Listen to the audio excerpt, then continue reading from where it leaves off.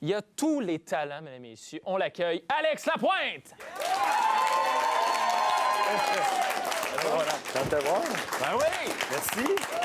Bonsoir. Allô?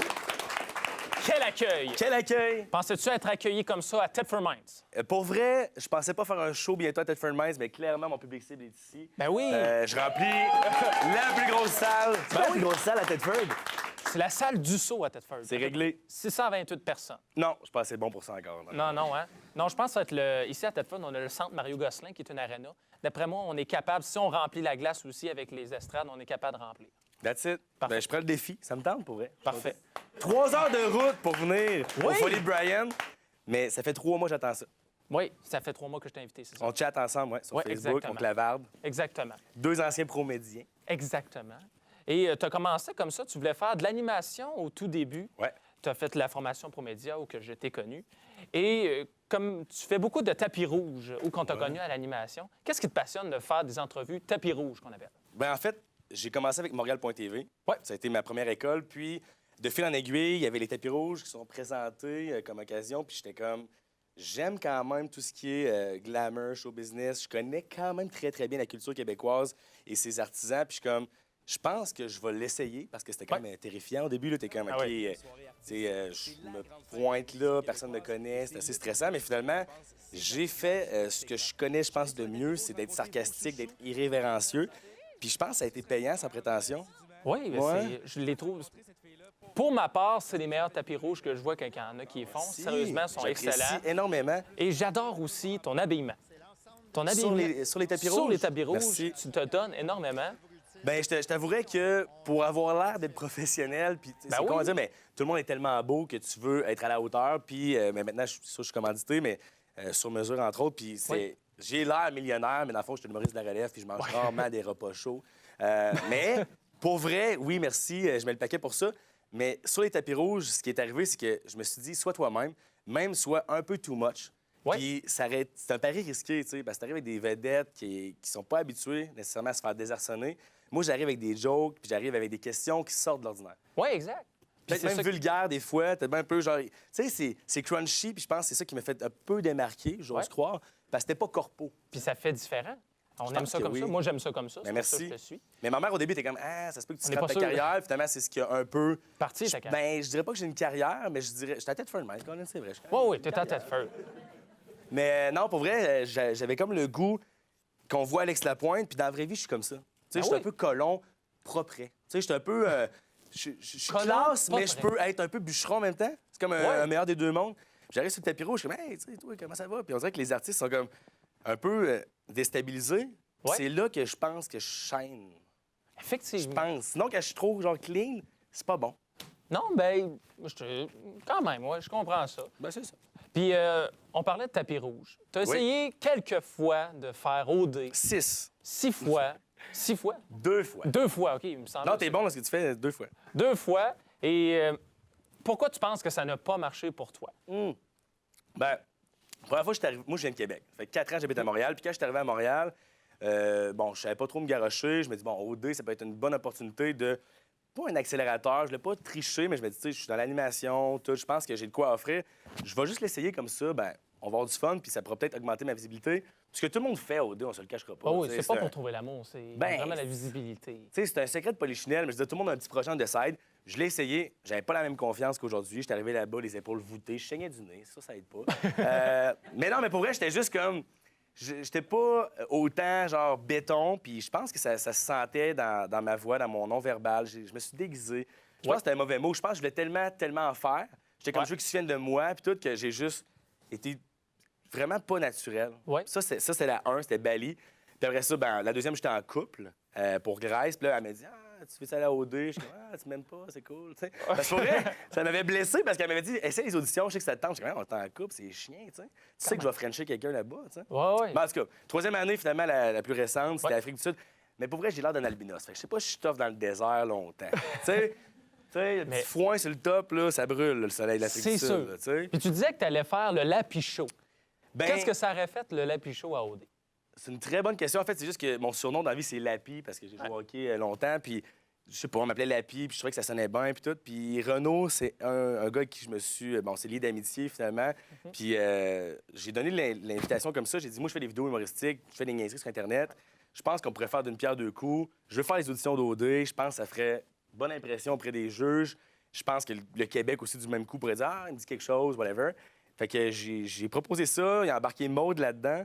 Fait que je savais que ça serait comme un home run, mais en même temps, tu sais, Lapi Show, c'était juste une joke pour dire que dans la vraie vie, je suis pas capable d'être normal. Tu sais, je disais, si c'était le Renault Show, c'était juste un clin d'œil pour dire, je veux être le Lapi Show. Mais tu sais, moi, là-bas, je serais juste pas vivable. Je pense que je serais comme Adamo, mais genre encore plus, tu sais, je suis encore plus déjanté. Tu sais, mettons, Louis, Kevin, c'est mon bon chum. Oui. Je pense pas que, genre, je serais conventionnel. Est-ce que tu étais le genre de gars qui défendait Kevin en voyant toute l'histoire qu'il y a eu? Ben Kevin, c'est un de mes meilleurs chums. Je fais des vidéos avec lui. C'est un de mes acteurs maison. Ben oui, pénis lavabo. Ça se dit-tu sur la télé, pénis lavabo? C'est une bonne question. OK, ben en tout cas, vous reverrez ça, monsieur le directeur et producteur. C'était mon acteur maison, Kevin. Avant même qu'on sache qu'il faisait OD, c'était mon go-to. C'était le gars vers qui je me tournais lorsque je voulais faire des capsules. Puis il est très bon, tu sais. Je veux dire, c'est pas un gars on n'a pas étudié là-dedans. On n'a pas d'expérience. On a juste fait avec notre cœur. Puis ça a trouvé résonance auprès du public. Mais Kevin, là-bas, moi, c'est ça, je trippe dessus, puis je pense que le Québec s'est bien rendu compte. À la fin, il y a une progression extraordinaire. Là. On s'entend que Kevin, ça a commencé mal. Là. Genre, je veux dire, son père, il trippait pas. Mettons, au début, on s'inquiétait un peu de sa santé mentale, puis là, finalement, à la fin, il est sorti en Lyon. Fait que là, je l'ai vu mardi, on est allé faire le party ensemble, puis Louis était là jeudi, puis ils sont réconciliés, fait que tout est correct. Ah, tant mieux, tant mieux. Ah ouais. On est content. Et comme tu disais, on va finir avec OD. Tu fais des capsules à chaque fois, OD, les exclus, qu'est-ce qui se passe, et tu juges les personnes, etc. Qu'est-ce qui s'est passé? Où est-ce que c'est venu cette idée-là de juger les gens d'OD? On le fait tous chez nous, mais là, toi, tu as décidé de mettre ça vidéo. Ben, en fait, ce qui est arrivé, c'est que c'est mon initiative. Je voulais le faire la semaine 1, mais tu sais, Netflix, c'est bon, puis des fois, t'es large. Finalement, je me dis, je vais le faire la semaine 7. Puis là, mon réalisateur, tout est comme, tu sais, t'es un peu en retard, Mais ayant Kev à OD, Louis, qui est mon chum aussi, puis Matt, je ne veux pas name dropper, mais on va dire c'est des gars que je me tiens au quotidien. Sachant que c'est une énorme blague, j'ai pas été pris 2 fois à OD, j'ai décidé d'étirer encore plus l'ironie du sort puis de faire « Hey man, je pense que s'il y a un projet à avoir en ce moment avec OD, c'est là ou jamais. » J'ai peut-être un peu surfé la vague, mais de façon assumée. Puis j'ai commencé à faire ça dans mon salon. Puis il y a eu 150 000 visionnements de la première capsule. On a eu un commanditaire qui nous a appelés dans les jours qui ont suivi disant OK, on a compris le message, quand même nice, parce que OD Plus en direct, qui faisait un job extraordinaire, Musique Plus, ça n'a pas été renouvelé. Puis tu sais, je vois mal qui, en ce moment, fait un peu les constats, ou du moins un compte-rendu. Fait que j'avais comme le beau jeu. Puis ça pogne. Fait que j'en fais un chaque semaine, puis je suis payé pour le faire maintenant. Fait que c'est con. Tu juges le monde d'OD, puis t'es rémunéré pour le faire. C'est quand même un bon feeling. Sérieusement, c'est votre rêve à vous autres aussi. Oui, j'y aurais pensé. Ben, j'aurais dû y penser. On va voir peut-être l'année prochaine si ça revient. Parce que là, je ferai pas les auditions 3 fois, si c'est ta question. Non, ce n'est pas ça. Parce que j'ai encore une estime de moi. Elle est fragile, mais je n'irai pas me faire dire non une autre fois. Mais je pourrais commenter encore une fois de plus, dans peut-être un contexte plus gros, avec des vrais cams, puis une vraie équipe, puis un salaire décent. J'aimerais ça avoir un animateur de foule chez nous. Ben oui. C'est chez nous ici. C'est chez nous.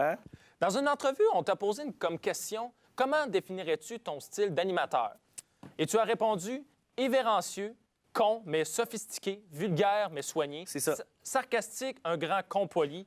Est-ce tous vrai? » C'est très vrai. Comme je te disais tantôt, j'ai pris de l'avance un peu, c'est qu'il y a comme une belle dualité entre... Ben, si je parle de moi, une belle dualité, j'ai un bac en com, juste plugger des beaux mots, là, mais... Est-ce que ça a levé, celle-là? C'est bon? Parfait. Ouais, c'est ça. Ben, en fait, j'ai longtemps joué à l'animateur. J'ai encore beaucoup de croûte à manger, là, clairement, mais quand j'essaye d'être trop parfait ou d'avoir une élocution parfaite, ben, ça me réussit pas bien. Puis là, je me suis rendu compte que juste être con, imparfait, puis juste rentrer dans le tas, puis juste dire ce que moi je pense, man, le monde aime ça parce que c'est real. C'est comme, enfin, c'est authentique. Parce que tout le monde peut jouer à l'animateur. Tu as déjà vu les animateurs, Éric Salvaille, Joël Legendre, tout. Je peux reproduire ça, tu peux reproduire ça, vous pouvez reproduire ça. Maintenant, c'est de savoir ce que tu apportes de différent à la table. Faut mettre sa touche. C'est ça. Puis dans ta tête, tu cherches ta couleur, c'est quoi ta personnalité, Mais vraiment, la fois que tu es juste comme, hey, ça c'était bizarre, mais c'est Alex Lapointe. Ça c'était chaotique, mais c'est Alex Lapointe. Je peux pas. Si ça pogne pas, c'est correct. Si ça pogne, c'est juste, bon, man, je peux bien dormir la nuit. Et voilà. Parce que tu as étudié là-dedans, tu peux être bon élève et le reproduire. Tout le monde peut faire ça. C'est facile. Et là, maintenant, tu te concentres beaucoup sur être humoriste. Ouais. Tu te concentres pour l'humour. Est-ce que tu trouves que c'est plus facile à être humoriste qu'à être animateur? Bien là, justement, on dit que c'est facile un peu d'être animateur. Mais l'humour, c'est encore une fois très difficile à faire. Tu as raison. Je pense que dans les deux cas, c'est des projets qui sont terrifiants. Je pense que c'est utopique. Je pense qu'il faut être un peu cinglé, mais une belle déviance, mettons. Oui. Animateur, ça relève de l'impossible. Je me suis pointé à Montréal pareil parce que je voulais juste faire de quoi. Je sais pas si c'est parce que je veux faire de quoi que les autres essaient pas de faire ou c'est comme un rêve un peu que j'ai toujours voulu être dans le divertissement. Oui. J'ai toujours été sur une scène, j'ai fait de l'impro, du théâtre, la gueule m'arrête jamais, tu l'as vu, je sais pas. Puis je suis comme, OK, je vais être animateur télé, tu sais. T'es le gars, t'es drôle, t'as un charisme, tu vas être animateur télé. Tu te rends bien compte qu'il y en a plein de gens qui sont talentueux, puis il y en a plein de gens, tu sais, qui paraissent bien, puis qui sont nice. Fait que ça te fait peur. Puis finalement, ben, je le fais, puis j'étais chroniqueur à Sucré Salé cet été, qui était extra. C'est vraiment un accomplissement en soi que je pensais même impossible, tu sais. Puis Montréal.tv, tapis rouge, tout, de fil en aiguille, je suis comme, c'est peut-être tangible. C'est encore très, très loin, mais c'est peut-être à portée de main. Ça se pourrait. Exact. Puis là, l'humour, c'est encore plus tough, je pense, man. Je pense que l'humour est encore plus loin, mais en même temps, je suis pas capable de pas essayer de faire rire les gens. Puis je suis pas capable de. Tu sais, je veux dire, les étapes, c'était comme télé, je l'ai un peu fait. Là, c'est comme, je suis comédien, j'ai créé mes capsules, j'ai pas d'expérience. Puis là, je suis comme, man, je vais faire du stage, man, juste parce que.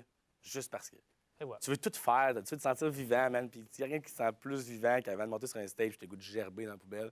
Puis tu sais, t'es comme, je suis tellement vulnérable, tu sais. T'es nu devant tout le monde, t'es comme, je vais te garocher des blagues, puis tu sais, ton cerveau va essayer de capter l'information, mettons. Exact. C'est quand même quelque chose qui est très épeurant, mais c'est là que tu te sens le plus accompli. À ta place, exact. Vraiment, c'est là. Sinon, je serais dans un bureau, je serais profondément malheureux. J'étais du 9 à 5, j'étais beige, j'avais des lunchs good food, cookies. Je faisais l'amour dans le noir. Et sérieusement, je peux jamais retourner là-dedans. Jamais. Oui. On va faire un petit quiz. Vas-y. Très simpliste pour finir l'entrevue. Toutes tes vidéos, ils cumulent à peu près plus de 1,5 million de personnes qui ont vu ça. Oui. C'est extraordinaire. Merci. Et là, je vais te poser des questions que sont dans tes vidéos et tu me réponds ça très simpliste. OK. All right? Mais de la misère avec t'as vu les réponses courtes, c'est pas mon style. Oui. Je trouve ça drôle, moi. Oui. Es-tu vraiment Je vais rire, gratteux papa. dans la vie de tous les jours et dans les bars? Je suis millionnaire. Oui, non, exact, que j'avais un bug dans mes cartons. Les bars, tu ne regardes pas à la dépense. Mais j'ai pas un problème de consommation d'alcool, mais je pense que j'aime ça m'épanouir en tant qu'individu. Puis je pense que je suis pas le seul à avoir ce problème-là. On dirait que quand tu rentres dans un bar, t'as pas la même valeur de l'argent. OK. Puis quand je suis dans un bar, on dirait que je suis comme 50 Cent, puis je suis propriétaire, puis je suis comme, qu'est-ce que tu veux? Tu sais, mais je suis pas gratteux dans la vraie vie. Là, tu sais. Parfait. Quand tu desserres les gens dans un restaurant, est-ce que tu vas vraiment manger les restes dans les toilettes? Absolument. Ah, d'accord. Ça, c'est dégueulasse, parce que pour vrai, je suis célibataire, puis je sais pas ce qui va se passer avec ça. Mais tous les serveurs qui disent qu'ils n'ont jamais mangé dans la bouffe d'un client, c'est un mensonge éhonté. OK. Mais pas dans les toilettes, ça peut ratchet. Là. Ça fait un petit peu Effectivement. rat. On mange direct à la plonge, mais pas avec les ustensiles du client. OK. Pendant un moment de cruise, est-ce que tu as déjà dit à une fille, avec un beau petit cul de même, ça doit faire des beaux caca? Ouais, pour vrai. Ben, c'est bon, c'est parfait. Je savais pas qu'elle était bonne, mais elle est fucking bonne. Je suis encore célibataire, ça fait 3 ans, je sais pas pourquoi. Mais non, j'ai déjà dit ça à une fille, puis c'était plus un pari pour un pichet de bière flat de la batte 50. Mais non, ça n'a pas levé comme je pensais. Tout ce qui a levé, c'est sa main dans ma face. Mais en même temps, c'est une très bonne histoire à conter à mes petits-enfants. Effectivement.